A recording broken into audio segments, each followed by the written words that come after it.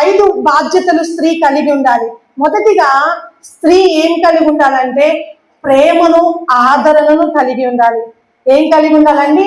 ప్రేమను, ఆదరణను కలిగి ఉండాలి. దేవుని ప్రేమ గురించి దేవుడు తన బిడ్డలకు ప్రేమ చూపించే విషయములో, ఆదరణ చూపించే విషయములో తల్లిని సాదృశ్యంగా చేసి చెబుతాడు.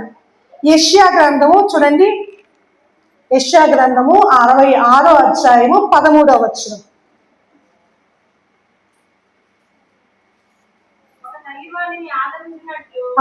ఒకని తల్లి వారిని ఆదరించినట్లు నేను మిమ్మును ఆదరించను, యెరూషలేములోనే మీరు ఆదరించబడుదురు. ప్రేమైన దేవుని బిడ్డలారా, ఒకరి తల్లి ఆదరించినట్లు నేను ఆదరించదను.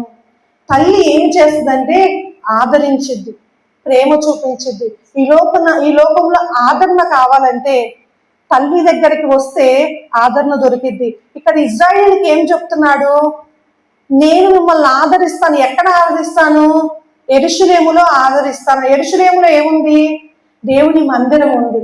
దేవుని మందిరములో సేవకులు కూడా దేవుని ప్రేమను, ఆదరణను కలిగి మీకు వారు ఆత్మీయ తల్లిదండ్రులుగా, ఎలాగైతే మీ తల్లి నవమాసాలు మోసి మొల కంటదో దేవుని దగ్గర మీరు ఆశీర్వదించబడినట్లు, మీరు అభివృద్ధి పొందినట్లు, మీ జీవితంలో ఎక్కడైతే వాక్యము లోపిస్తూ దేవునికి సమీపస్తులుగా మీరు చేర్చబడి దైవికమైన ప్రతి ఆశీర్వాదముతో మీరు ఆశీర్వదించబడటం కోసం వారు తల్లి ప్రసవ వేదన పడిన దానికంటే ఇంచుమించుగా అట్లానే ప్రతిరోజు మీకోసం ప్రసవ వేదన పడుతూ ఉంటారు.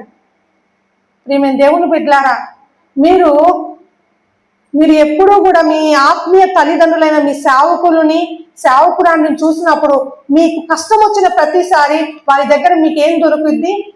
ఆదరణ దొరుకుద్ది, ప్రేమ దొరికిద్ది.